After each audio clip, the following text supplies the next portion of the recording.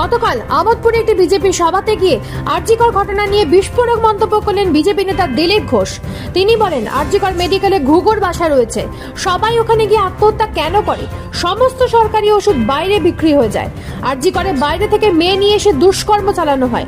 শান্তনু সেন সত্যিটা বলেছিলেন, তাই তাকে তৃণমূলের পদ থেকে সরানো হয়েছে। হসপিটাল কোনো ঘটনা নেই। 2001 সালে একজন ডাক্তার সুসাইড করেছিল, 6 সালে করেছে, তারপরেও করেছে, আবার এই ঘটনাটা হয়েছে। কি ঘরের বাসা আছে ওখানে? বারবার হয়েছে, কেন হচ্ছে? আত্মহত্যা কি সবাই ওখানে গিয়ে করে?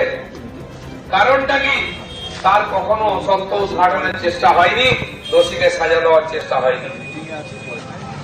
TMC sportsman doctor Shantanu Sen সত্য কথা বলে দিয়েছেন একটা, তাই তাকে সরিয়ে দেওয়া হয়েছে পদ থেকে।